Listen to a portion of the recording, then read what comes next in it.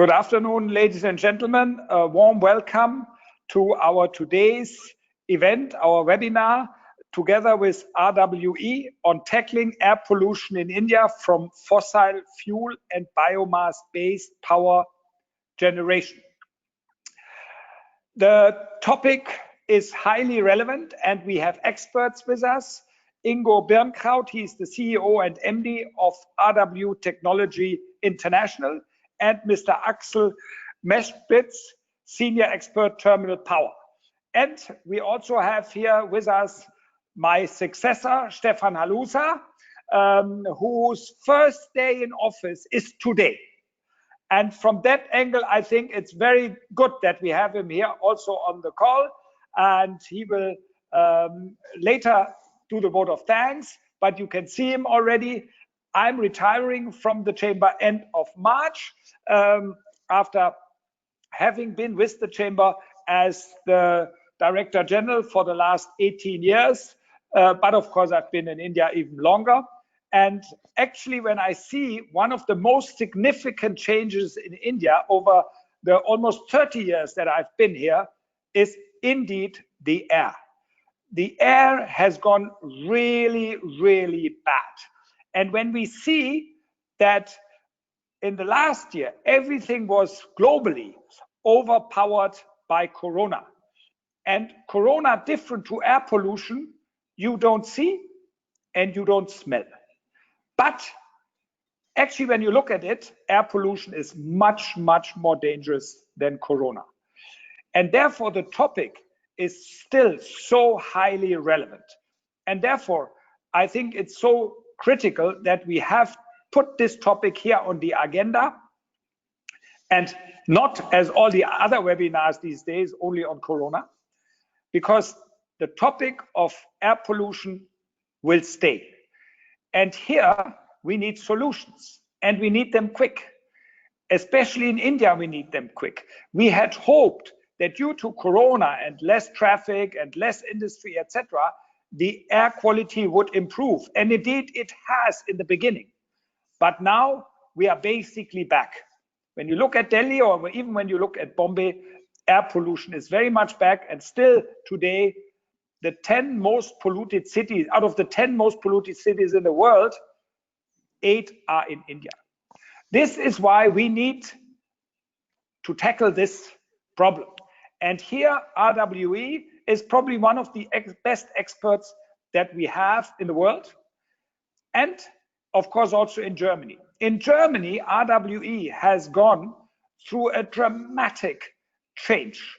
When we talk of industrial disruption, then probably the biggest disruption that RWE has been facing in the last years was from the change in policy, whether it is the decision to go out of Steinkohle, which is the hard coal, or now to go out of brown coal, which is the soft coal, that's lignite, or going out of atomic energy.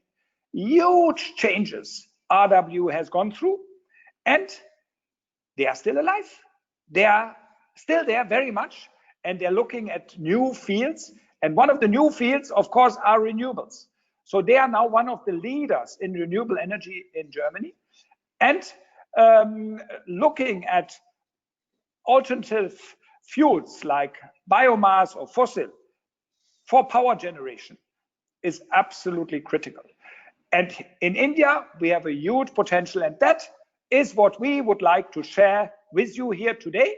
And therefore, I'm really excited and happy that you've joined us and that you will be with us here on our call. Of course, as always, later we have some time for questions, but you can always write to us with your questions, with your input. We need your feedback. It's very critical because that is the biggest problem of Corona, I would say. And that is that we are not meeting physical. Of course, it's great that we have Mr. Birnkraut and Mr. Mespitz with us from Düsseldorf and from Cologne. Would be a little difficult to fly them in, even though it would also be possible. But the biggest problem, I think personally, is that we cannot meet in person, that we cannot be basically together in one room and see and feel how the reaction is, etc. So therefore, I hope that this will change soon. As long as it doesn't change, we have these webinars, and therefore I'm very grateful that you've joined us here today. And now I hand over to Mr. Birnkraut. Mr. Birnkraut, please. Yes, Mr. Steinrück, many thanks for the nice introduction, and also quite happy to be here, and welcome also all ladies and gentlemen on the virtual connection. So I hope we have a quite successful, interesting hour. I would like to introduce the whole theme a little bit looking back to history. For the future part, I come maybe in the closing remarks at the end, but let's look back to history. And with my first slide is going back to the 50s of last century. And what we see is that air pollution is really a challenge with a long history worldwide. It's nothing new, it's what's been there, it has been always a challenge. And if you talk about smog, this strange word is a combination of smoke and fog, and the phenomenon became first known in London. And the picture you see is the Piccadilly Circus in 1952, and at that time, even people were dying quite directly from toxic gases around. So interesting picture. I hope it doesn't look anywhere in the world like this nowadays. But if you move ahead in time to the 60s, the next slide, please. Together with the golden age of industrialization in Germany, where let's say a large boom was developing, also the government started to react on these things, and the first smog ordinances was set up. They set up measuring stations, defining limit values and driving ban zones. So the problem became aware to politics. It became aware to also the medical environment that let's say bad air is very harmful on a short and on a long run. So going ahead to the even 70s, 10 years later, on the next slide, the first real smog alarms occurred in the Ruhr area. You see below some large cooling towers from the industry. And we had the first bans for driving. And then the next couple of decades, air protection became a virtual part in business, a challenge for the industry, and bringing us to today on the next slide. It is still there. And what we'll see in a couple of minutes is a lot of measures, a lot of development has taken place by politics, by technology. A lot of things have happened in the industry in RWE, and still it's an issue. So today, what you see here, the picture is on a highway close to Stuttgart in south of Germany. And the issue today is fine dust, fine particles, mostly from the emissions from cars. So we have still air quality issues in Germany. Today it's a transportation sector, the industry sector has been more or less solved. And there are still discussions about banning traffic, and here in Stuttgart is an example because the city is in a valley, and without the wind, it accumulates the dust in this valley. So, but let's look on the next slide. What has happened in the last, let's say, 70 years, and it's a quite long period of time, in different elements. And I'm sure Axel will go into much more details later on, but very simplistic. So if we see this chart, it's the amount of coal used to create 1 kilowatt-hour of energy. So it's the optimized fuel consumption. And it started somewhere in the 40s with 600 gram, and we are now at something like 300. So it's in fact only half of it. But together with the fuel consumption on the next slide, you see also the fuel consumption, the CO2 emissions per kilowatt hour. And that goes the same way down as a factor half. So that means that all the electric generation units have been much more efficient. And a technical measure we will see on the next slide is then the efficiency as a scale on the right-hand side, going up from something like, even 25% in the early days, up to now 45 to 50%. And together with these three main industrial changes have happened at least in Germany. It was a dedusting, which started in the 60s. So every power station had to be equipped with that. Then it was a desulfurization. And the last wave was the denitrification or DeNOx plants, where every emittent is now equipped with. If we move to the next slide, please. It shows, in fact, what is behind the improvement of air quality in Germany as an example. It starts somewhere in the 90s with 100%, and then you see the different kinds of emissions going down, or let's say staying stable. The biggest move you see is that in SOx or NOx, it's really going down to something like 10%, or factor 10 reduction, and you see it in the air quality in Europe. So what is the key message? It's clean air is essential for life. It's for all life. It's for the human health, and it's for preserving the natural environment. So improving air quality has therefore been always a major concern of politics and governments in Germany for decades. And enormous improvements have already been achieved, that you can see on this graph, in this area in the past, and the overall pollutant emissions have been significantly reduced, sometimes by factor 10.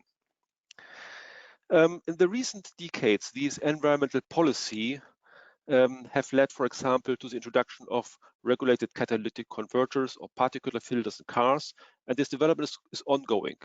It's never stopping. It's an ongoing development, and things like sulfur reduction emissions from coal-fired power stations were also a very significant step in this way.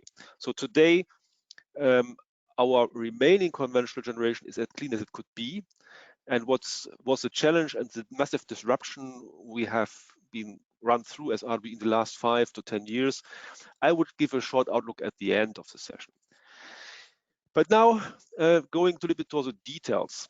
So if we look to India, recent studies show that in 2019, the air pollution has not only cost India a GDP loss of approximately $37 billion, but also 1.7 million deaths were directly connected to air pollution.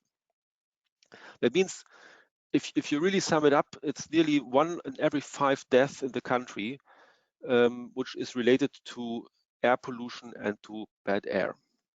That is a huge challenge for your country and for the future of your country and the children, the next generations. Conventional power stations may only be a part of India's air pollution problems, but still changes in this field can have a huge impact on the air quality in the region. And I'm coming back also to the German experience. These whole measures in the power sector had a very visible impact. Our speaker today, which I would like to introduce you with, is here to help you to avoid the pitfalls associated with conventional plant designs and the combustion process. And he will give us insights where and how to reduce emissions sustainably. Axel Meschwitz is one of RWE's most experienced colleagues in the area of combustion and emission reduction in power plants. He was advising on plant modernization projects worldwide for more than 30 years now. Ladies and gentlemen, please welcome Axel Meschwitz. Thank you very much, Ingo, for the introduction. Now I will go to my presentation and give more detailed explanation to what Ingo has mentioned before as a background. Why is the intention so high to reduce the emissions from power plants and also for other sections? But today we will concentrate only for power plant and actually only for solid fired power plant, because these power plants are the main cause of the pollution. So I will switch off my camera because I'm afraid that the broadband will be not enough to, maybe there were some interruptions. So please, next slide.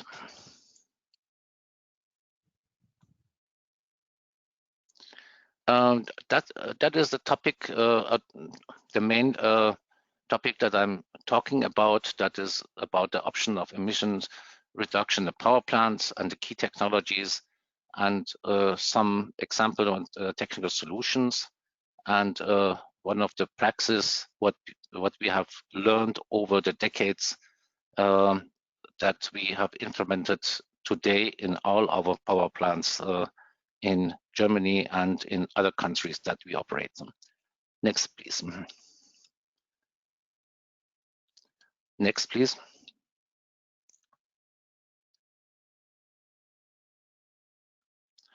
So here is a one glance about the energy consumption worldwide, and there is some area in the world that there is a population quite high, but and the energy consumption is reasonable, but there's some areas there are population density comparable lower, but the energy consumption is very high. So for example, United States and North India and China. And if you look at the diagram, you see that most of the energy produced worldwide are the fossil fuel, mostly coal. Next slide, please.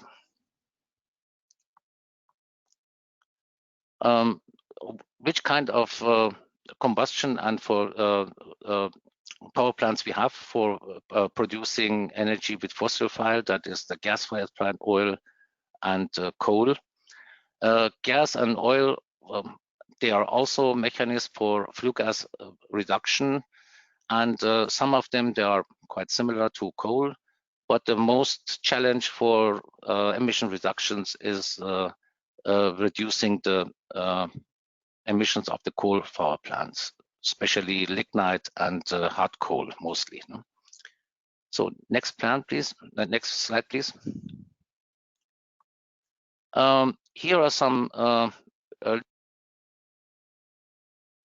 emission reduction that is here in Europe. That this is a primary draft from 2015, so that the SO2 will be the emission will be about a maximum 165, and for an NOx 220, and for particulate matter between 2 and 20, and it depends on the size and of the fuel that you use for the combustion. And in India, to compare to Europe, in India is for the existing power plant NOx 200, and for for lignite 600, and for hardcore 300. So that is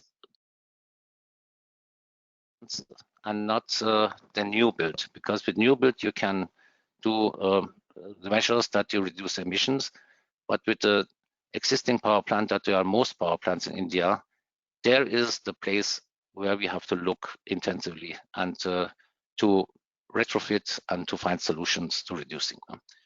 So next slide shows the emissions for the new build power plant. Next slide, yeah. And okay, that is only to see the comparison between Germany and India.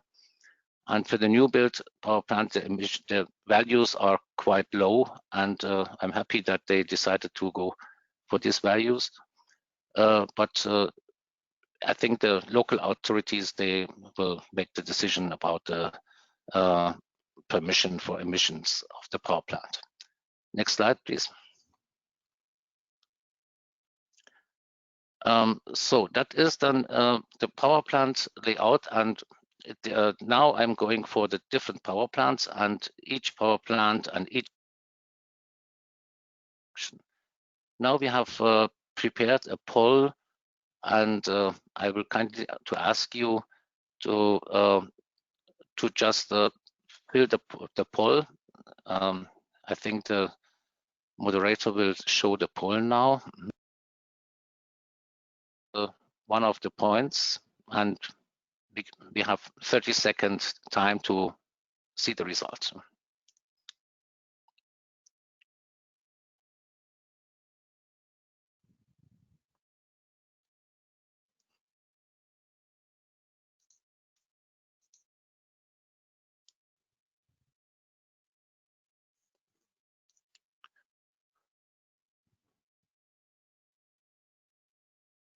I'm not so familiar with that, but I think you have to only to click on one of these polls and you can choose.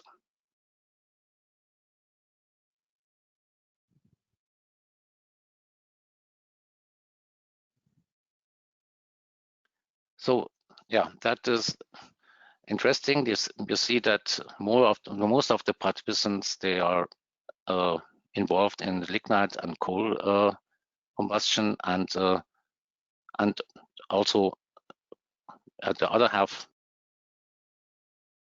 working with power plants. So the introduction will be helpful for them to understanding. No?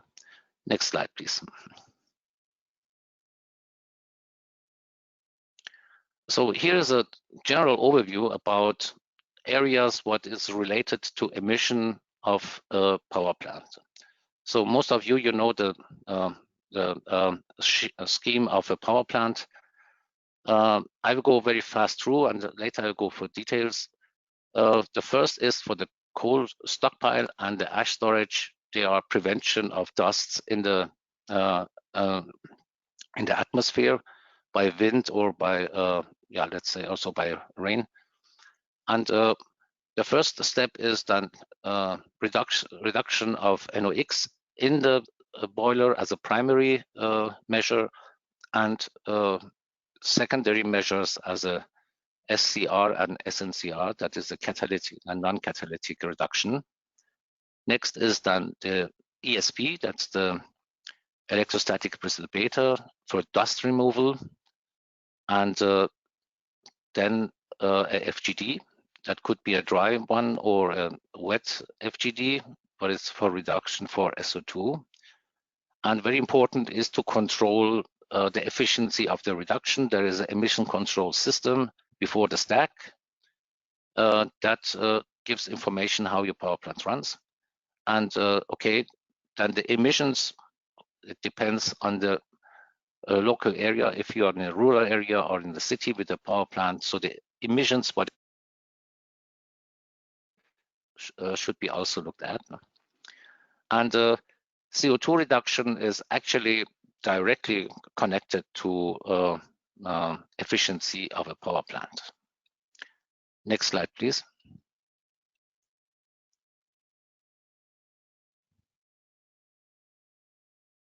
So that is, I don't explain all of this, but most of you know the power plant. You see the ash, the coal yard at the point 1, that is a large surface that can produce by wind the fine particles that should be reduced as much as possible. And the ash yard or 2, and that is the same what is necessary to look at now. The next slide.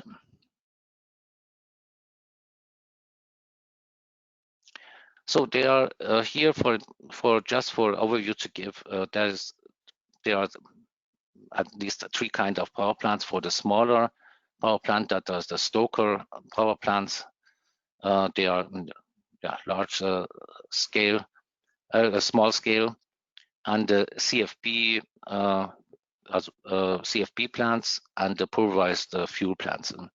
The CFP plants, they are in the power of up to 600 megawatt, but the pulverized fuel combustion, they can be built up to more than 1,200 megawatt. So for each kind of this power plants are different emission reductions during the combustion necessary. Next slide, please. So that is a comparison between lignite and hard coal power plant. And you see, due to the high moisture of lignite, the power plants of the lignite power plant are much more higher, and the temperature is lower. And so the measures of the lower temperature and also the volatiles of the lignite make it possible that you can reduce the NOx in the combustion to bring it to a very low level, so that you need any catalyst reaction NOx reduction behind the combustion. So next slide.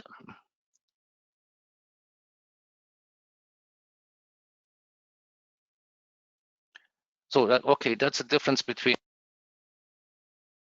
the and lignite power plant. The lignite power plant, for the ignition and for the drying of the coal, they take hot gases from the chamber to the mill, and it will be bring the mill has three functions, that is milling, a fan, and also a drying system, and the fuel will be blown to the plant so that it can ignite and burn, and the temperatures are low and the volatiles are high, so that this combustion, the NOx can be reduced easily below 200 milligram.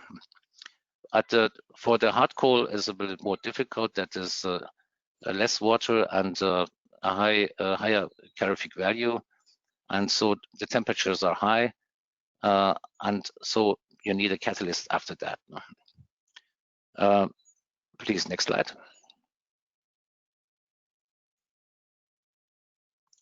So that's a typical graph of a power plant. That is our 1000 megawatt lignite power plant in Niederaußen. You see the arrangement of the new built power plant after the boiler. They are coming after the boiler. There will be the ESP, and after the ESP, the FGD, and the gases will be given directly to the cooling tower. In the past, we have chimneys, but now the new concepts are that we go directly in cooling tower. And we retrofitted also our older power plant to the same, because the older power plants, they didn't have any FGD, so we have to build FGD somewhere next in the area where is somewhere behind the cooling tower, and with the large channels to bring the gas to the FGD, and then after that to the cooling tower. So the next slide, please.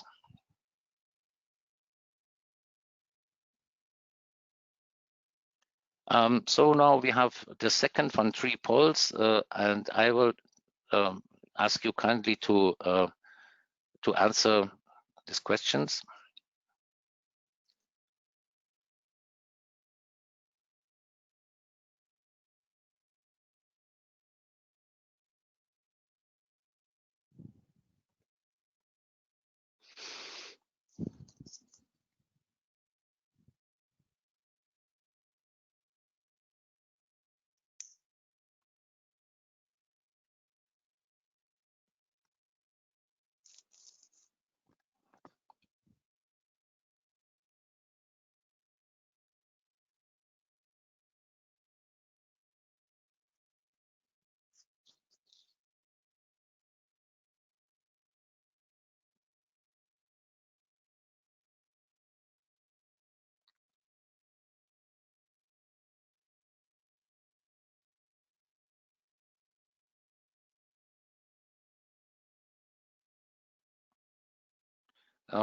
Yeah, that is, it looks good. That's most of you have already experiences with increasing the efficiency, and it means directly also reducing the CO2 emission.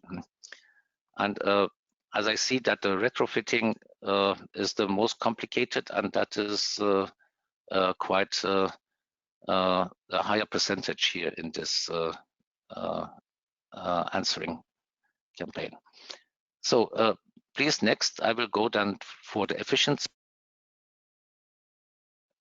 reduction. So that is a fleet of one of our power plants in Germany. You see that are the units from the 60s, 70s, and in the 2003, the 1000 megawatt unit. we had to do all of the 150, 300, and the 600 megawatt unit to retrofit it with the FGD. If you look at the picture, the FGD housing is behind the cooling towers, and that was a big effort for us to do it then in 4.5 years. I think that was a quite good result for us, and now they are all working with a very low SOx emission. And as I told, lignite doesn't have that much problem with NOx. If you and air staging in your plant now.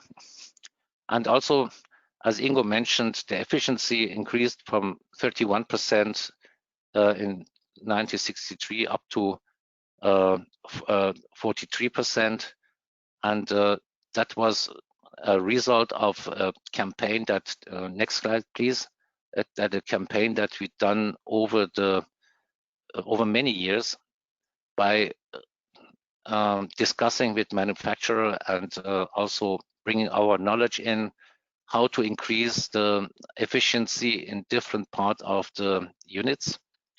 And here's the comparison of the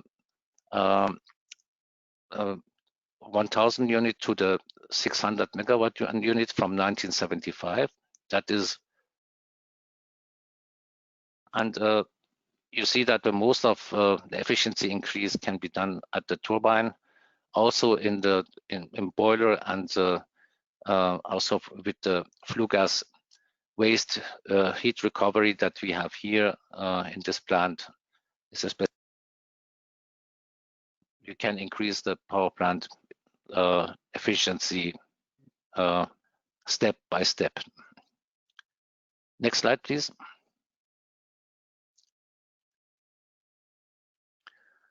So some words to the coal. Next slide. The coal, to knowing which coal you have is important to find the right solution for the flue gas control, the emission control and emission reduction. You see on the left lignite, and it's going to the right to anthracite. It's increasing with a fixed carbon, and the same reduction with the volatile matter. No? Next slide, please.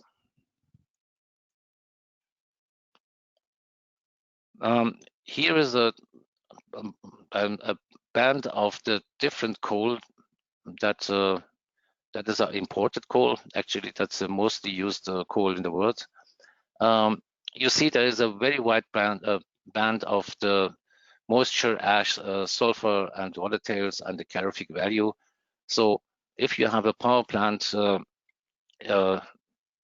designed for a range of the coal's properties, it is not so easy to change to the next coal because this plant has to be some adjustment if you want to change the fuel, and also the flue gas emission reduction will be also affected by changing the fuel. So looking at the fuel is the first step of modernizing or retrofitting your power plant. Next.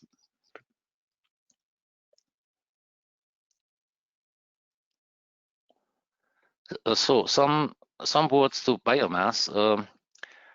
One of the key problems in India is the uncontrolled combustion by farmers, and this uncontrolled combustion means that you have a high amount of CO because that's not completed combustion. A lot of CO will be emitted, and also a lot of particulate matter, and that is in India with the high out than the London smog, what we have seen some picture before, and that is very dramatic. No? The other smog is the Los Angeles smog that is related to very hot and dry areas with high NOx. That is the different kind of smog, but mostly in India will be the London smog. No? And also the elements in the biomass will be converted also to NOx and SO2 and chlorine if you have some biomass which is near the sea, and your energy will be you cannot use it because it will be in the atmosphere. No?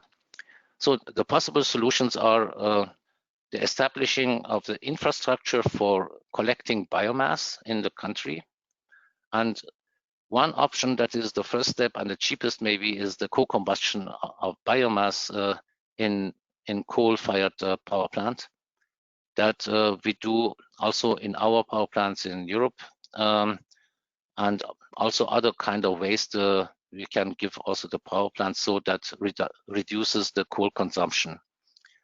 And it is possible also to build decentralized smaller biomass plants for a range of approximately 30 kilometers of collecting the biomass. Otherwise, the transport and the consumption of fuel will be not efficient anymore. And so you can use the electricity and the heat for also for the industry, and also using the biomass instead of burning on the fields is the industrial use of biomass, and the ashes can be used as fertilizer and can be brought to the fields for the biomass. The emission control of biomass power plants and coal power plants, they are actually in principle similar. Next slide, please.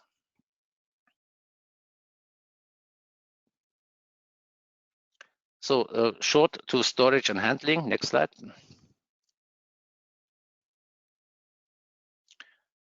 So here are different kind of stockpiles. You see one open stockpiles and some covered stockpiles. It depends in which area you build your power plant. In some rural area, okay, they are not covered, but if you're coming near to the cities and to some areas where it's populated, so that you have to look for solutions to covering your coal storage as a silo. It could be a dome, it could be a coal storage silo, or also easily covering them. So next slide.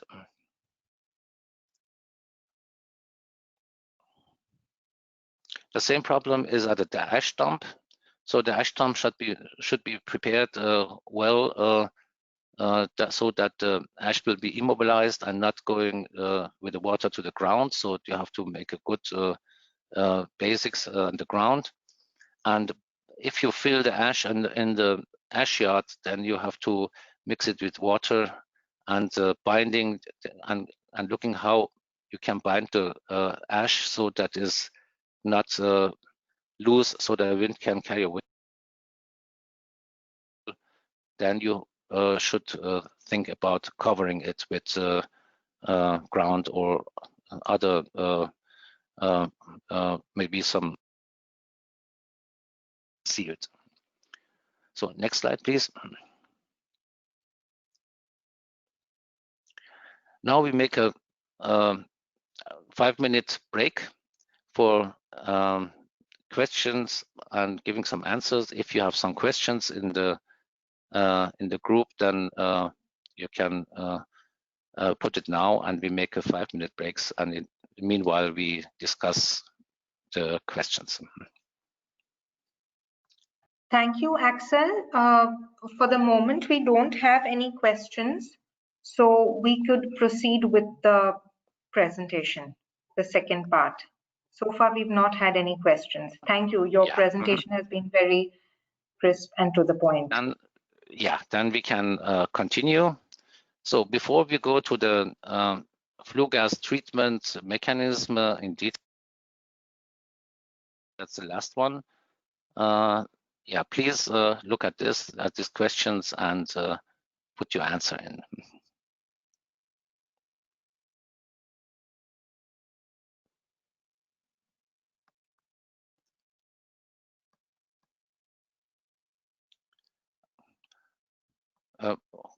Would you please start the poll?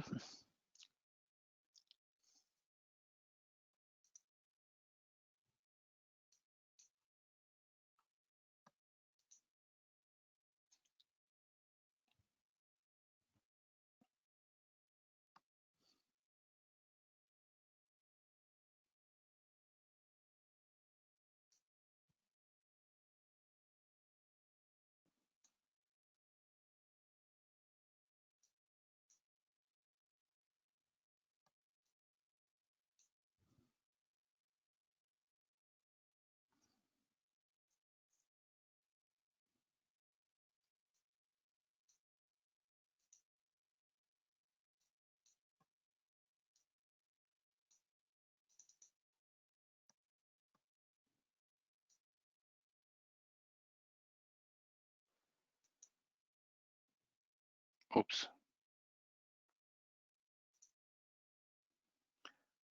Yeah, okay. So I have now a little problem with my screen. One moment. Okay. No, I can't continue. So I see that the most experiences are in dust reduction, and that is, yeah, normal. That is one of the oldest technology. What I have seen that is a higher potential to reduction of NOx and SO2 and SOx, because SO2 and NOx, they are very relevant to the environment, and therefore I will go a little bit more detail in this technique. So please, the next slide.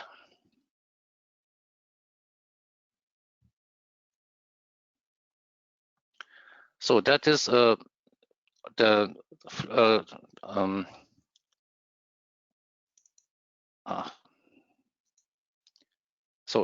you see the major point for reduction of the flue gas, that is in the combustion and after the combustion, that is for NOx, and for SOx is the FGD or the flue gas treatment. Next slide, please.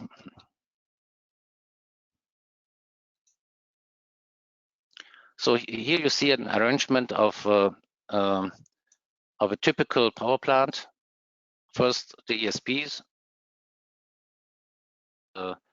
After the ID fans are coming to the FGD, and with this FGD you go to the chimney or to the cooling tower. No? That is a scheme of the 800 megawatt unit that we have. No? Next slide, please. Now we're coming to NOx measures. There are three types of NOx that you can control. That is the thermal, the fuel NOx, and the prompt NOx. The thermal and the fuel you can control, but the prompt you cannot control. But that is the smallest portion of the emission. In the combustion, you can, in bituminous coal, you can reduce it to 30%, and for lignite, more than 70% you can reduce. Next slide, please.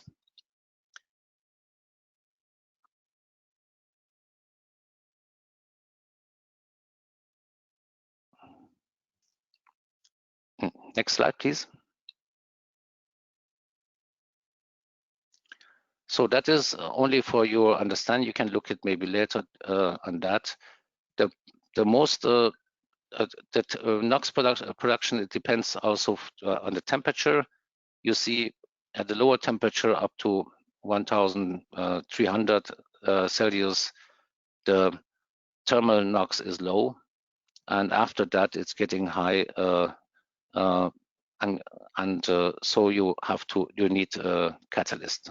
So the temperature at the brown coal or lignite is low, so you don't need to go for catalyst. Next slide, please. So that is SCR, that is a catalyst reduction, that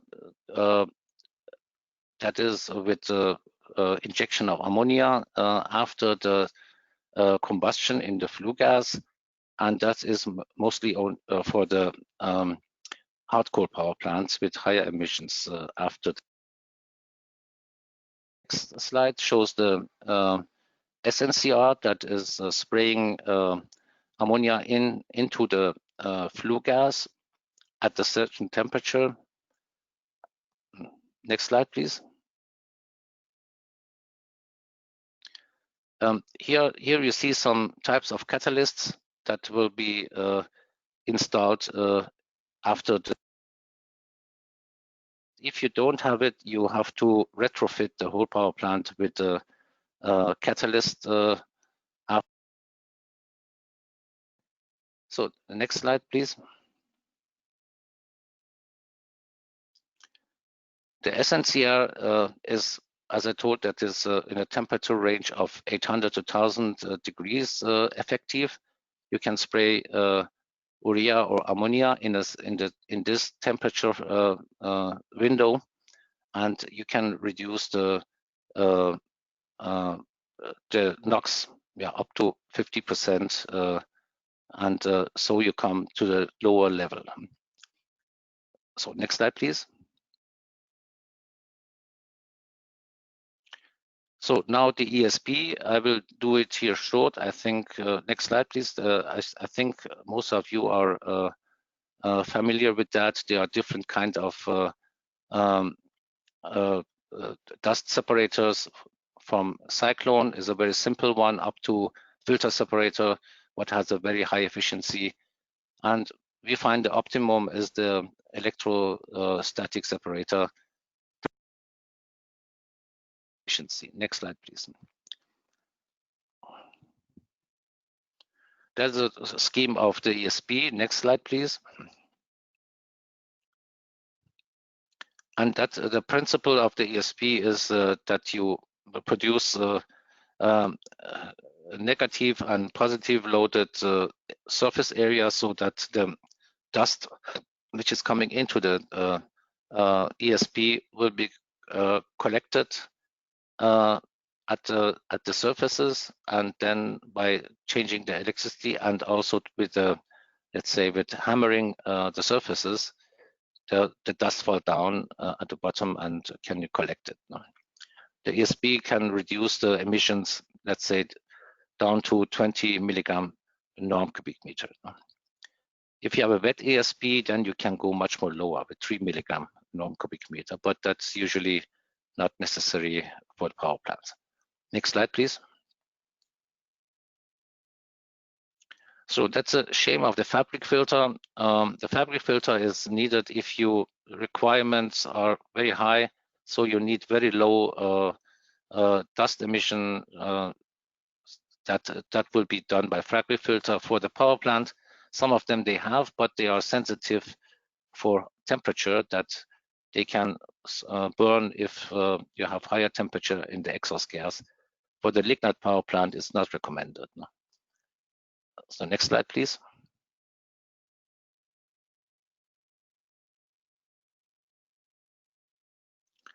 So that is a principle of the fabric filter. I will jump it over. That is only a short explanation.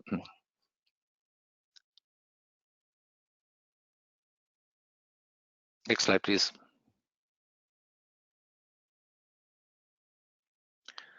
So that is one case study that we had with the ESP power plant in South China, that they have problem that suddenly the ESP after a typhoon broke at the end, so that it fall down about half a meter. And the reason, major reason, after investigating and looking and discussing with the operator, we find out that they operated the plant with different coals, and so they go often below the acid dew point temperature. No? So that is very important that you look at if you retrofit your power plant, that you don't go below the acid dew point temperature, and that will cause damages to the whole flue gas system. No? Next slide shows the used coal by this company. You see they used different of coal with a different of heating value and moisture. So moisture up to 27% moisture, that was more Indonesian coal. So this changing the coal and not looking at the system ESP. Next.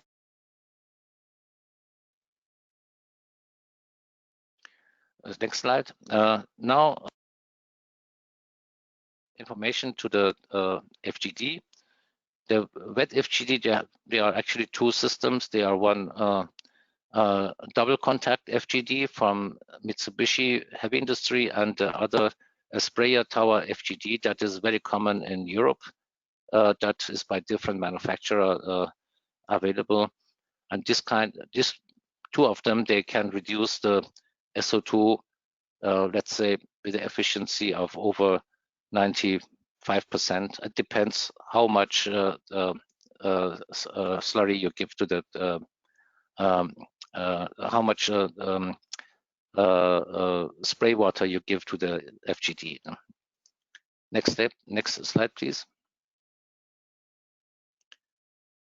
That is, I don't go deeply to this diagram. It's only some data for a 800 megawatt unit and this scheme of the preparing a FGD in a power plant. It's not only the FGD, you have to also have a systems behind it to collect the limestone, and you have to also need the infrastructure for taking the limestone or dumping it at some area. No? The next slide shows the newest and the largest and the newest technology of the FGD. That is a concrete FGD with Becker Plus inside, with a layer of Becker Plus inside, and the pipes are as fiberglass and not steel, so that we reduce the steel into in the FGD to a minimum, and it reduces the costs as well, and it could be built quite large. No? So next slide, please. So that's the last slide. Mercury is one issue. I want to only mention it and not going deeply in, because that's the last thing that we look all at the other works. But Mercury, I would only say, if you have high mercury in the coal, a sink of the mercury is in the ESP. It will be bounded in the ash and also in the FGD, and that will be oxidized the mercury, and a very small amount will be emitted by the chimney. Active is the FGD for sinking the mercury. Next slide, please. So that is there are the steps what we have to do if we build a new power plant or retrofitting. That is, we have a lot of experience to do that, and we've done it in the past, and we have created processes that all of the departments are involved to have a very fast and let's say economical approach to realization of a retrofit or a new building power plant. So that was actually my presentation. Next slide, please. So we have now time for questions, about 5 to 10 minutes. please start your questions and we can discuss it. Thank you very much, Mr. Axel. We do have our questions and they are also ready for you. We are running a little bit hard pressed on time, so I will immediately start. The first one. Yes. I saw that an ammonia emission reduction was not done in Germany. Any reason for this? Why is the ammonia emission reduction not done in Germany? Yes. Until now, there was not a reason to reducing ammonia because ammonia is not a product of combustion. It's only if you have catalysts, you have to give ammonia in or urea, and if you don't control the amount of ammonia and the NOx in the flue gas, then you have ammonia emission, and it will be bounded in the ash, and some of them will go to the will be emitted by the chimney. So ammonia reduction is not directly a reduction technique. It's only to prevent that ammonia will be an emission. Thank you. Thank you very much. The next one. Do you have any experience in FGD in Indian power plants? If you like, you can even repeat? say a yes or no answer. Do you have any experience in handling FGD in Indian power plants? No, actually, not directly. Oh, okay. Okay, that's fine. That will also suffice. Moving on, I would like to ask if there are some solutions from RWA for tackling the pollutions through automobiles. Actually, we are not in the automobile sector, so we cannot give an answer to that, really. No? Another one, how do you see biomass and coal plant combinations benefiting India? Do you see biomass and coal plant combination benefiting India? Yes, I see a very, very high potential in India combining biomass and coal combustion. Okay. And perhaps the last two questions, keeping the time in mind, how do you retrofit ESP with higher than design gas volume and dust load and lower emission requirements? Can you please repeat? There was some interruption. Sure. How do you retrofit ASP with higher than design gas volume and dust load with lower emission requirement? Yes. Yeah, that is. Yeah, we can do modeling. We have done we have done it before for other power plants, modeled the ESP, and we have looked how high we can increase or increase the velocity in the ESP that it works efficient with higher dust and maybe a higher flue gas volume. It is possible, but is in a certain limit possible. And Axel, the last question for today, what emission reduction do you expect if biomass is co-fired? NOx reduction is biomass will be done easily because biomass is a high volatile fuel. And if there is a sulfur in, then sulfur reduction. And if you have some CFP power plant, so you can do the sulfur and NOx reduction in the combustion, and you don't need a FGD. And it depends on other components in the biomass, like kalium, sodium, and chlor and fluor. So this should be looked by each kind of biomass. No? Thank you. And there is one last question. Yes. What will be RWA area of interest in retrofitting? We can do all of the retrofitting. That's a combustion. We have a lot of experience with combustion, also with catalysts and ESP and FGD.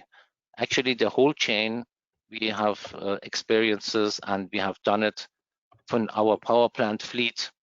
For lignite, for example, that was up to 40 units we have retrofitted with different designs, so that we have enough knowledge to help if there's some requirements. Thank you. I request all our participants to continue to post your questions. I assure you someone from RWE Technology will get back to you. We are moving on, and now I request Mr. Birkraut to give the final words, closing remarks, and then we have Mr. Halusa giving us the vote of thanks. So Mr. Birkraut, over to you, and thank you, Axel, for your time and your expertise. And thank you very much. Yes, so I hope I'm visible and hearable again. Yeah, thanks, Axel, for the nice presentation. Thanks for the good discussion with the participants and the interesting questions. As said at the beginning, now closing this sector, I would look a bit to the transition from the past to the future and the changing requirements of the system. And the next page, you will see the main history of RWE from the beginning up to let's say up to the future. Can we show the next page, please?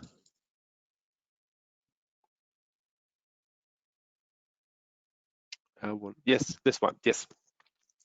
Yeah, that's just to visualize the different main requirements on energy production, and I would say in the last 120 years. So it all started somewhere in 1898 was the first power station of RWE, and then in the next 20-30 years the main topic was to have affordable electric energy for everybody. So that was in fact the first phase. It was going to electrification of the households, electric lights, and it needed to be all to a reasonable price. The next phase in the 70s came with the energy crisis, and the topic was to be reliable.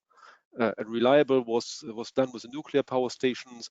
It was a lot of research and development to have this power for everybody, and especially in the industrial development of Europe after the World War. And then more and more, I think the last I would say 10-15 years started, and it's developing quickly, and it's in fact the shaping our future is the requirement clean. So it's to become clean, to become cleaner, and to have let's say CO2 neutrality quite soon. Where does it come from? Let's have a look to the next slide, please. And that's a kind of challenging balance between two different directions. So the global challenge of our age is that we meet the growing demand of electricity, and at the same time protecting the climate and reducing emissions. So if you just look to the left draft, you see the demand of power is predicted to grow globally tremendously in the next years. So the trend is not broken. You see it from 2070 to 2040. And what are the fundamental sector trends to drive this requirements? It's electrification of transport. We see it everywhere. It's the electric vehicles. It's electrification of industry, either directly or maybe also by means of hydrogen, and green hydrogen needs again also electricity, and electrification of heat supply. And on the other hand, we have the important climate protection goals, the Paris Agreement to stay below 2 degrees, and from the EU, clear target to have 40% reduction in greenhouse gases between 1990 and 2030. So what has RWE done with all that? So we have, as mentioned at the beginning, as an introduction to us, we have had tremendous changes. So we are stepping out of nuclear, we're stepping out of lignite. Europe will step out also of hard coal in the mid times, and we stepped in also to renewables. So if you look to the next slide, just 3 figures. Today, with this change we have made in the last couple of years, we are number 4 in renewable globally. We are number 3 in Europe, and we are number 2 globally in offshore wind. So this is a tremendous change in our portfolio and the requirements. And where we stand today, that should be also my closing one, is the next slide. If we look to the current situation after the big changes in the last years, we have today something like 56 gigawatt of installed capacity, and already around 60% of this existing portfolio is low carbon. So low carbon for us, it's certainly nuclear, but that will step out, but it's gas, it's renewables. Others is also waste to energy, or biogas, or biomass. Also important, and that covers also the remaining coal stations, roughly 80% of this is reliable, but also flexible capacity. What we see is flexibility is more and more of value, especially in a world where electrification of vehicles is growing. So this flexible power plant is a reliable backbone for supplying electricity to Europe, and Europe, as you know, is highly connected. So we have indeed the issue, if a problem occurs somewhere in Europe, it has to get a European answer. And with a fleet of our gas-fired power stations with approximately 10 million tons of LNG also traded, we are the number 4 Europe based on this capacity for LNG. So that's in a nutshell, and to round it up, I think we have learned today what can be done for emission reductions, what can be done to become cleaner and greener. And I now would like, first of all, I would like to thank you for listening and hand over to Mr. Halusa for the closing remarks.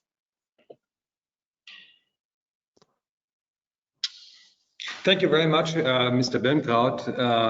Thank you very much, Mr. Mechbis, for your very, very comprehensive and detailed presentation. Latest now, I know for sure why we call RWE Technology International our know-how partner, our knowledge partner. It was very impressive. Thank you very much, Mr. Birnkraut, for summarizing everything. I could not have done it, so I'm very grateful that you did the summary and the outlook.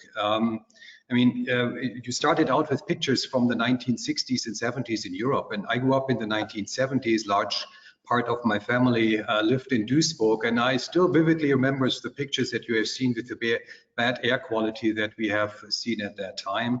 And I think it is very impressive to see what has happened since then. It shows the potential, it shows the possibilities that we have. And of course, it is very impressive to also see what RWE has contributed to this development, and I think it is also a reason for optimism that the same can be achieved in other countries as well. You gave an outlook at the end with the commitments that have been made and that are required. Also, the Paris Agreement and the EU targets that have been set. The Paris Agreement, India is still very committed to achieving the targets that have been set in the agreement, and I think we're all happy to see that yesterday, as one of the first acts, President Biden signed the order to rejoin, that the United States would rejoin the Paris Agreement, and that is also giving a very positive signal, I think, to everyone. With that having been said, I would like to thank you both very much again for your presentation, for the summary, for sharing all this information with us, with the attendees today.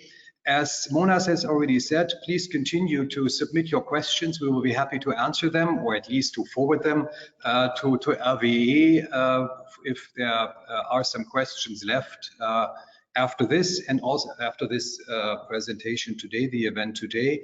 Also in the future, if you have some issues, please contact us anytime. We'll be happy to be available for you and for your questions. Thanks everyone also behind the scene. Thanks for the team at RWE Technology International and the IGCC team for putting together this event today. And with that, I would like to wish everyone a very good rest of the day.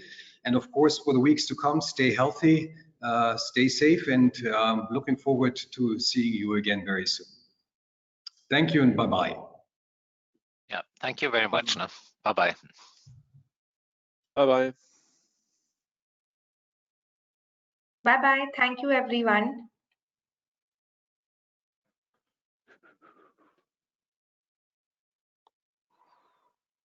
So, Ausknopf finden, ja.